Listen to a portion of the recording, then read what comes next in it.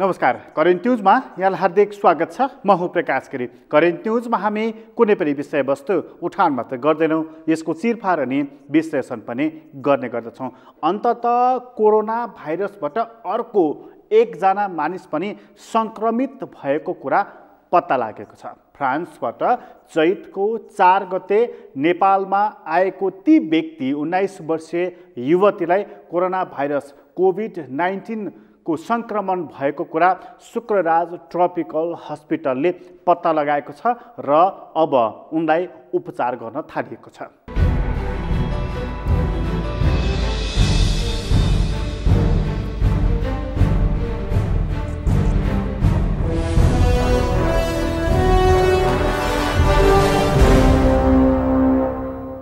हामीले लामो समयदेखि भन्दै थियौँ कि नेपालमा विदेशबाट भ्रमण गरेर फर्किसकेपछि ती मानिसलाई अनिवार्य रूपमा क्वारेन्टाइनमा राखौँ भनेर। अन्तर्राष्ट्रिय विमानस्थलबाट मात्र होइन, हाम्रो भूमिको प्रयोग गर्दै आएका, भारत हुँदै आएका नागरिकहरूलाई पनि अनिवार्य रूपमा क्वारेन्टाइनमा राखौँ भनेर। तर यसरी भनिएको आवाजलाई न सरकारले सुन्यो, न चिकित्सकहरूले सुने, न व्यक्ति स्वयंले नै पालना गरे। चैतको 4 गते फ्रान्सबाट दोहा कतार हुँदै काठमाडौँ आइपुगेकी ती 19 वर्षीय युवती एयरपोर्टबाट सिधै आफ्नो घरमा पुगिन् र घरमा पुगेर उनी आफ्नै ढङ्गबाट बसोबास गरिन्। तर स्थिति अलिकति फरक हुँदै गइसकेपछि जब उनी आफ्नो चेक जाँच गराउनको लागि भनेर शुक्रराज ट्रपिकल हस्पिटल पुगिन्, त्यसपछि चाहिँ उनलाई कोरोना भाइरसको सङ्क्रमण भएको कुरा चिकित्सकहरूले पत्तो लगाए। यतिन्जेल उनले कोसँग भेटघाट गरिन्, यतिन्जेल उनले कोसँग संसर्ग गरिन्, ती मानिसहरू खोज्नतर्फ अब सरकारी अधिकारीहरू लागेका छन् र यो विषय जटिल बनिदिएको छ। यदि चैतको 4 गते नै उनी क्वारेन्टाइनमा रहन्थिन् भने स्थिति फरक हुन्थ्यो। अहिले स्थिति अर्कै खालको बन्न पुगेको छ। सरकारलाई यो जटिलताको आभास भएको छ र पनि यसबारेमा जानकारी गराउँदै सरकारले अब हामी यस घटनासँग जोडिएका हरेक पात्रहरूलाई खोज्नेछौँ भनेर प्रतिबद्धता जनाएको छ। यो प्रक्रिया कति जटिल छ र यसले हामी कहाँ कोरोना भाइरसको सङ्क्रमणको स्थिति देखा परेको छ र यसबाट जोगिनलाई के उपाय अपनाउन सकिएला, आजको अङ्कमा हामी यसबारेमा कुराकानी गर्नेछौँ। सुरुवातमा चाहिँ तिनै युवती जो फ्रान्सबाट दोहा हुँदै काठमाडौँ आइन् र आफ्नै ढङ्गबाट विचरण गरिरहने यतिका दिनसम्म तिनलाई कोरोना लागेको कुरा सरकारले पुष्टि गरेको छ र त्यसपछि चाहिँ के हुँदैछ त सुरुवातमा त्यो कुरा प्रस्तुत गर्दैछौँ।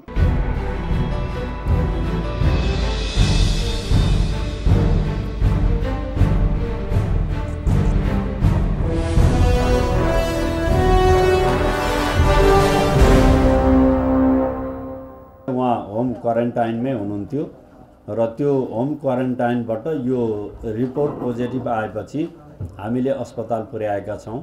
उहाँ महिला हुनुहुन्छ, विद्यार्थी हो, 19 वर्षको हुनुहुन्छ। यति भनियो भने व्यक्तिको अरू गोपनीयता र अरू हिसाबले सबै कुरा नराख्ने विगतको परम्परालाई यहाँहरूले पनि बुझिदिनुहुन्छ भन्ने म सबैभन्दा पहिले आग्रह गर्न चाहन्छु। उहाँको परिवार र त्यहाँ होम क्वारेन्टाइनमा रहँदाखेरि सम्पर्कमा रहनुभएका व्यक्तिहरूलाई परीक्षण गर्ने र उहाँहरूलाई पनि आइसोलेसनमा राख्ने खालको कुरा हामीले हिजोबाट नै त्यो व्यवस्थालाई अगाडि बढाएका छौँ र सँगै आएको र उहाँसँग सम्पर्कमा रहेका व्यक्तिहरूको बारेमा पनि खोजी गरेर हामी त्यही दायराभित्र ल्याउने खालको बेहोरा पनि म यहाँहरू मार्फत सबैलाई पनि सूचित गर्न चाहन्छु। पहिलो र आजको मुख्य विषय चाहिँ अरू हामीले गरेका कामहरूको बारेमा जानकारी गराउँ भन्दा पनि यही विषय नै मुख्य विषयको रूपमा आज तपाईँहरूसँग भेटघाटको लागि हामीले यो पत्रकार सम्मेलनको आयोजना गरेका छौँ। फ्रान्सबाट आउनुभएको महिला हुनुहुन्छ, विद्यार्थी हो, 19 वर्षको हुनुहुन्छ। त्यो यहाँ अघि वक्तव्यमा पनि आएको छ। तपाईँको जिज्ञासामा उमेर कति हो, के हो भन्ने विषयमा मैले यति यहाँहरूलाई बताएँ। अब यो सबै कुरा हामी ल्याइहाल्छौँ। अहिले तपाईँहरूलाई ताजै दिइहालौँ भन्ने हिसाबले यति सूचना हामीले ल्याएका छौँ। अरू कुरा पनि हामी जान्छौँ। उहाँसँगको सम्पर्कमा रहेको साथीहरू अरू प्लेनमा आउँदाखेरि कति मान्छेहरू कहाँ कहाँको आउनुभएको थियो त्यसलाई पनि हामीले खोजेर नै व्यवस्थित गर्छौँ। किनभने हिजोसम्म हामीले चाहिँ एउटा ग्रिन जोनको कुरा गरेका थियौँ र प्रवेश निषेधको कुरा गरेका थियौँ र अहिले अब यो प्रकट हुने कुराबाट पनि म पत्रकार साथीहरू मार्फत आम नेपाली जनतासँग के आग्रह गर्न चाहन्छु भने सबैले धैर्य नगुमाउने कुरा, यस्तो कुरोबाट पाठ सिक्ने र थप सावधानी अपनाएर यसलाई विस्तारित हुन नदिने कुरामा सबैको योगदान हुन्छ।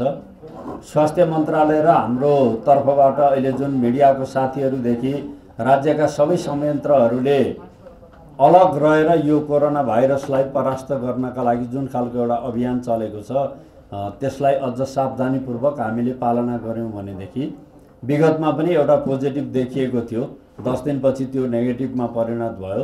मलाई अहिले पनि व्यक्तिगत हिसाबमा म यो विश्वास गर्छु कि यसलाई पनि हामी सहज ढङ्गले नै सामना गर्न सक्छौँ भन्ने लाग्छ। अब तल सिमानाहरूको कुराबाट जुन व्यक्तिहरू नेपाली नागरिकहरू प्रवेश गर्नुभएको छ यसलाई समेत मध्यनजर राखेर हिजोदेखि हामीले 1 हप्तासम्म दुवै देशका नाकाहरूलाई बन्द गर्ने खालको निर्णय क्याबिनेटको बैठकबाट गरिसकेका छौँ। आउनुभएको साथीहरूलाई होम क्वारेन्टाइनमा बस्ने र अप्ठ्यारो स्थिति भयो भने हामीले तोकिएका मापदण्डभित्रबाट फलोअप गर्नुभयो भने राज्यको जुनसुकै ठाउँमा पनि यो रोगबाट सङ्क्रमित भएको अथवा पोजिटिभ लक्षण देखिएको व्यक्ति भयो भने यातायात, स्थल यातायात, हवाई यातायात जुनसुकै माध्यमबाट पनि राज्यले त्यसको प्रोटेक्सन गर्छ। म यति विश्वास यहाँहरूलाई दिलाउन चाहन्छु।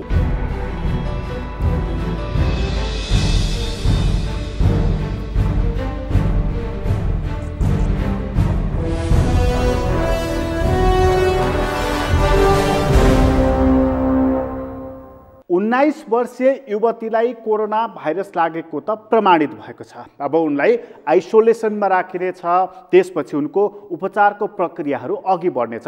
अहिलेसम्मको केसहरूलाई हेर्ने हो भनेदेखि 15 वर्षभन्दा मुनि र 60 वर्षभन्दा माथिका मानिसहरूलाई यो रोगले बढी अचेटेको देखिन्छ र यो रोगले त्यसरी अचेट्दाखेरि बिचको खास गरी वयस्क व्यक्तिहरूलाई, युवाहरूलाई, युवतीहरूलाई कम नै असर गरेको देखिन्छ। रोग लाग्ने बित्तिकै यो रोगको कारणले मृत्यु हुन्छ भन्ने कुरा होइन, तर यसले सताउँछ।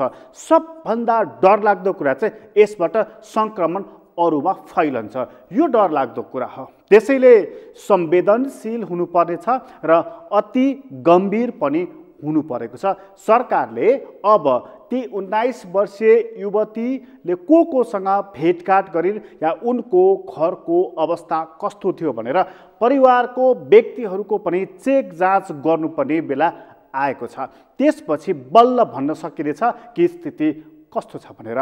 यो एउटा उदाहरणको रूपमा अब देखा पर्न थालेको छ। सरकारलाई यसको आभास नभएको होइन, त्यसैले सरकारले यसभन्दा अघिल्लो दिन नै नेपाल भारतको खुल्ला सिमाना बन्द गर्ने भनेर निर्णय गरिसकेको थियो। सबै अन्तर्राष्ट्रिय फ्लाइटहरू बन्द गर्ने भनेर पनि त्यहाँ चाहिँ बन्द गरेको थिएन, केही चलि नै राखेको थियो। यो वार्ता जान्ने सुन्ने भएर कि अथवा नेपालमा फरक पर्दैन भनेर कि के भएर त यो चाहिँ बडा रोचक खालको कुरा रहेको छ। तर पनि सरकारले खुल्ला सिमाना चाहिँ बन्द गर्ने भनेर घोषणा चाहिँ गरेको छ।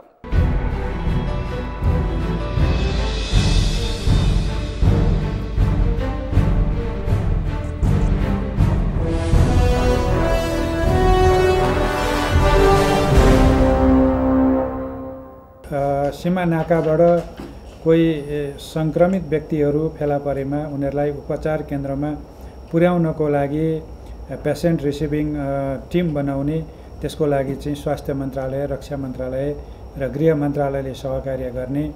कोही त्यस्तो शङ्कास्पद सङ्क्रमित व्यक्ति भेटियो भने त्यो भाग्न नपाओस् अथवा आलेटाले गर्न नपाओस्, आनाकानी गर्न नपाओस्, हुल हुज्जत नगरोस् भन्नको लागि सुरक्षाको समेत र स्वास्थ्यकर्मी समेतको सहयोगमा उसलाई उपचार गर्ने निश्चित ठाउँसम्म त्यो चाहिँ डेडिकेटेड हस्पिटलमा पुर्याउनु पर्ने हो या क्वारेन्टाइनमा पुर्याउनु पर्ने हो या के गर्नुपर्ने हो त्यो गर्ने भन्ने निर्णय भएको छ। त्यसपछि अर्को एउटा निर्णयमा स्वास्थ्य तथा जनसङ्ख्या मन्त्रालयले गृह, रक्षा र सङ्घीय मामला तथा सामान्य प्रशासन मन्त्रालय समेतको सहयोगमा पर्यटन मन्त्रालय खास गरी को नेतृत्वमा सम्पूर्ण सुरक्षाकर्मीहरू समेतलाई परिचालन गरी सङ्घ, प्रदेश र स्थानीय तहमा क्वारेन्टाइन सेन्टरहरू राख्ने व्यवस्था गर्ने र यसको नेतृत्व मैले हिजै पनि भनेको थिएँ यहाँहरूलाई, पर्यटन मन्त्रीज्यूले गरिरहनु भएको छ भनेर। त्यसैलाई अघि बढाउने आज निर्णय भएको हो। त्यसपछि एउटा अहिले अन्तर्राष्ट्रिय रूपमा हेर्ने हो भने र क्षेत्रीय रूपमा पनि हेर्ने हो भने दक्षिण एसिया, दक्षिण पूर्वी एसिया कोरोनाबाट बढी सङ्क्रमित मुलुकहरू हुँदै गएको अवस्था छ। यस्तो बेलामा हामीले बहुपक्षीय, द्विपक्षीय सहयोगहरू, क्षेत्रीय सहयोगलाई अघि बढाउनु पर्नेछ र एउटा देशमा भएको सङ्क्रमण अर्को देशमा नसरोस् र त्यो जोखिम पनि नबढोस् भन्नको लागि सहयोग, एक आपसमा सहयोग पनि बढाउनु पर्ने, समझदारीमा काम पनि गर्नुपर्ने भएको हुनाले र खास गरी यो सङ्क्रमण धेरै व्यक्तिहरूको आवत जावतले र सीमा क्रस गर्ने अवस्थाले सिर्जना हुने भएको हुनाले यी सबै मुलुकहरूको, छिमेकी मुलुकहरूको समेत हितलाई ध्यानमा राखेर भोलि चैत्र 10 गते बिहान 10 बजेदेखि एक हप्ताको लागि अथवा चैत्र 16 गतेसम्मका लागि हाम्रा अन्तर्राष्ट्रिय सीमाका सबै प्रवेश नाकाहरूमा यात्रु आवागमन स्थगित गर्ने निर्णय गरिएको छ। त्यसै गरी अर्को एउटा निर्णयमा सार्वजनिक सरकारी क्षेत्रका सबै कर्मचारीहरू नियमित रूपमा काममा आउने, काममा रहने, यहाँ अलिकति दुविधा पनि भएको थियो, यसलाई हामीले स्पष्ट गर्न चाहेका छौँ र सार्वजनिक र सरकारी सेवाहरू नियमित रूपमा सञ्चालन हुनेछन्। त्यसपछि अरू 2-3टा निर्णयहरू म यहाँहरूलाई सुनाउँछु। त्यसमध्ये एउटा निर्णय चाहिँ उद्योग वाणिज्य आपूर्ति मन्त्रालयले नियमित रूपमा बजार अनुगमन गर्ने, बजारको आपूर्ति व्यवस्थालाई सहज तुल्याउने र बजारमा अभाव हुन लागेको वस्तु आयात गर्नुपर्ने हो या हामीले भण्डारणलाई चाहिँ चेक गरेर व्यवस्थित गर्नुपर्ने हो, त्यो सबै गर्ने काम गर्ने र त्यति गरिरहँदा पनि बजारलाई कृत्रिम अभाव सृजना गर्ने, कालोबजारी गर्ने अथवा आपूर्तिमा अवरोध गर्ने कार्य गर्नेहरूलाई सख्त कानुनी कारबाहीको प्रक्रियालाई अझ बलियो ढङ्गले अघि बढाउने भन्ने पनि निर्णय भएको छ।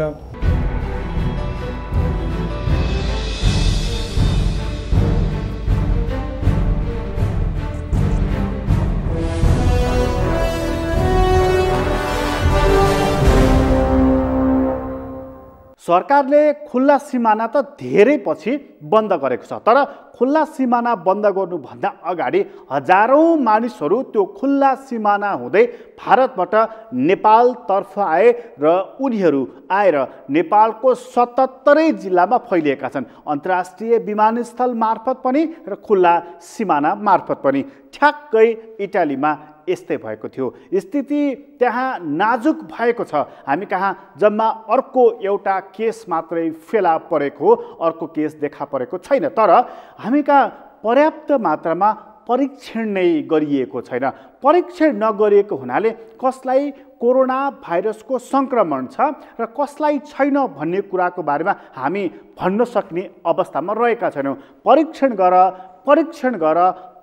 गर। त्यस कारणले WHO ले भनेको हो नेपालले परीक्षण गरिरहेको छैन।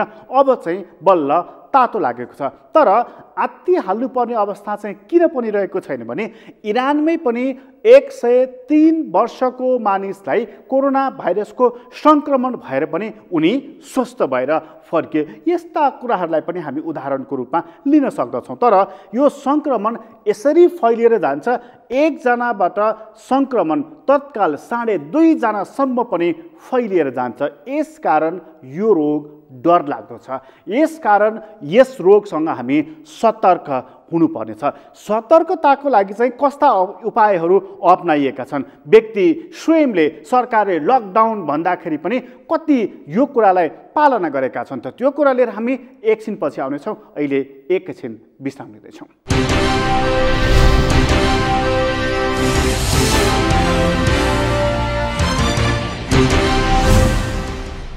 विश्रामपछि पुनः स्वागत छ। हामी करेन्ट न्युजमा छौँ र करेन्ट न्युजमा कुराकानी गर्दैछौँ कोरोना भाइरसको सन्दर्भलाई लिएर। कोरोना भाइरसको सन्दर्भमा सरकारले मोडरेट किसिमको लकडाउन भनेको छ। चीनको वुहानमा पनि लकडाउन भनिएको थियो, तर चीनले लकडाउन भन्नुको मतलब तिमी जहाँ छौ जुन अवस्थामा त्यहीँ बस भनेको हो र चीनले त्यही गर्यो। त्यसकारण वुहानभन्दा बाहिर धेरै मात्रामा यो रोग फैलिएर जान सकेन। तर इटालीमा त्यस्तो हुन सकेन। त्यहाँ मानिसहरू यति धेरै यात्रा गरे कि जसले गर्दा पुरै देशभरि यो रोग फैलियो। अमेरिकामा अहिले त्यस्तै प्रकारको स्थिति बनेको छ। नेपालमा पनि लकडाउन भनिएको छ, तर खुल्ला रूपमा मानिसहरू बजारमा हिँडेका छन्, पसलहरू चलेकै छन्, होटलहरू पनि चलिराखेकै छन्, भेटघाट सम्पर्क आदि इत्यादि पनि चलि नै राखेको छ। काठमाडौँबाट र देशका ठुला ठुला सहरबाट मानिसहरू लकडाउन भनिसकेपछि भिड गर्दै यात्रा गरेर गाउँ गाउँसम्म पुगेका छन्। यो लकडाउन होइन, यो मोबिलिटी हो। यसले यदि कोरोना सङ्क्रमण भएको मानिस एक ठाउँबाट अर्को ठाउँमा यात्रा गर्यो भने उसकै कारणले सयौं मानिसलाई फैलन सक्छ भन्ने कुरा हामीले हेक्का राखेनौँ, जसले गर्दा स्थिति यदि बिग्रियो भनेदेखि अवस्था साँच्चीकै टाउकोमा हात राख्नुपर्ने खालको हुन सक्दछ। तर यो हुनुभन्दा अगाडि सरकारले पनि यो कुरा सुनेन, सीमा बन्द गर भन्दा पनि सुनेन। बरु सीमा नाकासम्म आइपुगेका मानिसहरूले बल्ल बल्ल आइपुग्यो, अब के हुने हो कसो हुने हो भनेर उनीहरूले अत्यन्त संशयपूर्ण अभिव्यक्ति दिएका छन्।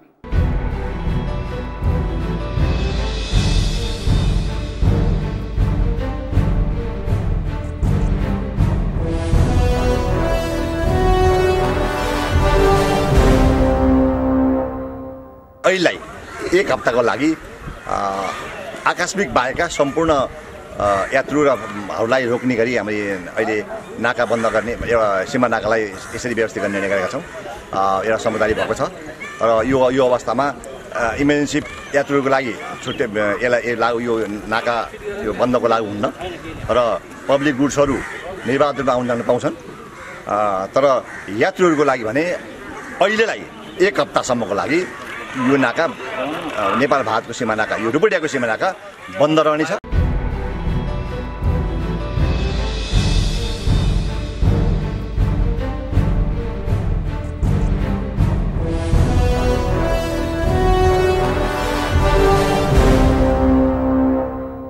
यसरी आइपुगेका व्यक्तिहरू आफ्नो ठाउँ गाउँसम्म त पुगेका छन्, तर गाउँ ठाउँसम्म पुगेका व्यक्तिहरू सुरक्षित कति रहनेछन्? उनीहरूको कोरोना सङ्क्रमणको सन्दर्भमा जाँच कहाँ गरिनेछ?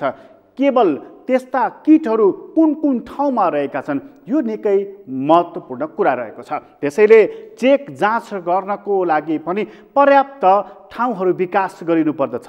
चिकित्सकहरू गाउँ गाउँसम्म पुग्नुपर्नेछ, उपकरणहरू हुनुपर्नेछ, व्यक्तिगत सचेतना बढ्नुपर्नेछ। तर यस्तो भइराखेको छ? यो प्रश्न पनि उत्तिकै छ।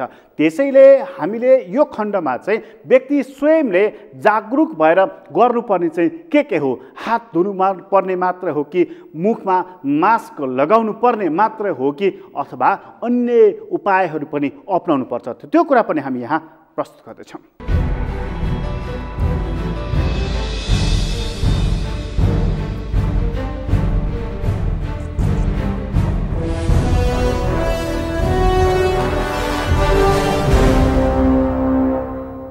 प्लिज तपाईहरु सबैले थर्मोमिटर कमसेकम घरमा किन्नुस् र बिहान र बेलुका तपाईले दुईचोटी टेम्परेचर फिभर भन्छौँ जुन ज्वरो चाहिँ नाप्नुस् र त्यो चाहिँ कन्टिन्युअस नाप्नुस् र 98 भन्दा माथि प्लस देखियो भने पनि नआतिनुस्। इभन 102 डिग्रीसम्म पनि आउँदाखेरिमा नआतिनुस्, तर चाहिँ मोनिटर गर्न नछोड्नुस्। र 102 डिग्री भन्दा माथि ज्वरो आछ भने तपाईहरु चाहिँ डाक्टरको कन्सल्टमा जानुस् र पछि त्यसको जुन सिम्पटम भन्छ डिसिप्निया, तपाईको श्वास प्रश्वासमा समस्या, सुक्खा खोकी र जुन तपाईको ज्वरो छ, यो तीनवटै लक्षण तपाईले देख्नुभयो भने पक्कै पनि तपाईहरु चाहिँ चिकित्सकको सम्पर्कमा जानुस् भन्ने आह्वान गर्न चाहन्छु। तेस्रो चाहिँ तपाईको जनचेतनामूलकको कार्यक्रम अन्तर्गत हामीले मुख्य ध्यान दिनुपर्ने कुरा के हो भने मास्क लगाउन सबै नेपालीलाई सम्भव छ छैन भन्ने कुरा मलाई थाहा छैन, तर पनि काठमाडौँ, पोखरा, नेपालगञ्ज, विराटनगर ठुलो सिटीहरूमा हामी जो बस्छौँ सकभर चाहिँ एउटा सर्जिकल मास्क चाहिँ लगाउन नबिर्सौँ र सर्जिकल मास्क चाहिँ लगाउँदाखेरिमा मुख चाहिँ कम्प्लिट नाकको डन्डीदेखि तपाईको हावा नछिर्ने गरी चाहिँ मास्क प्रयोग गर्नुस् र टोयलेटमा गइसकेपछि खाना खानुभन्दा अगाडि र पछाडि र घरमा पुगिसकेपछि अनिवार्य रूपमा हात धुन नबिर्सौँ र त्यो हात धुने क्रम तपाईहरु होटलमा हुनुहुन्छ अन्यत्र कहीँ हुनुहुन्छ भने पनि तपाईहरुले त्यसलाई लापरवाही नगर्दिनुस्। कमसेकम 1 मिनेटसम्म मजाले मिचेर चाहिँ तपाईले साबुन पानीले हात धुनुस्, यो दोस्रो मेरो आग्रह छ। तेस्रो चाहिँ भिडभाडमा तपाईहरु नगइदिनुस्। मठ मन्दिरमा मैले हिजो पनि एउटा पत्रकार सम्मेलनमा भनेको थिएँ के पशुपतिमा दिनमा हजारौं मान्छेहरू जाँदो रहेछ।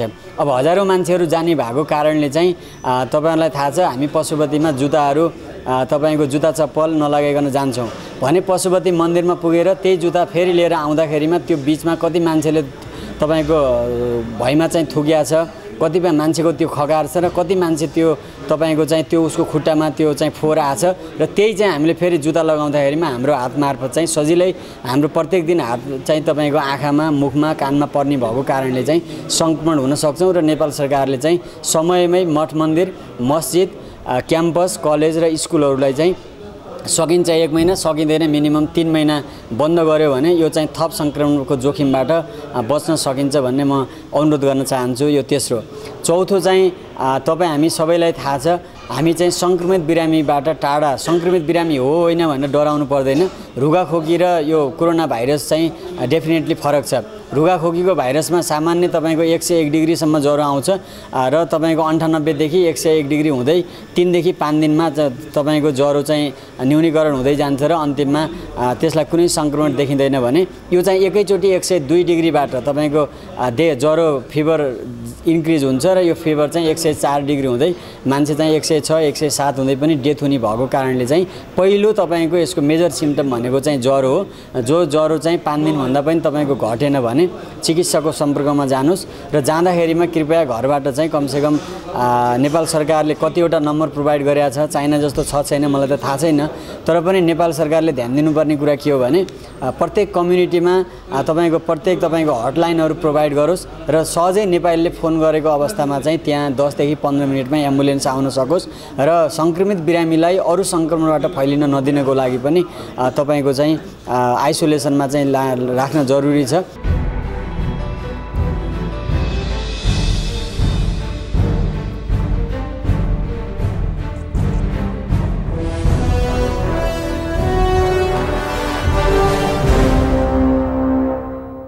कोरोना भाइरसको संक्रमणबाट जोगिनको लागि मुखमा मास्क लगाएर मात्रै पुग्दैन। यदि त्यस्तो संक्रमित व्यक्तिले कुनै पत्र पत्रिका समातेको छ भनेदेखि त्यो पत्र पत्रिकामा भाइरस लामो समयसम्म पनि बस्न सक्दछ।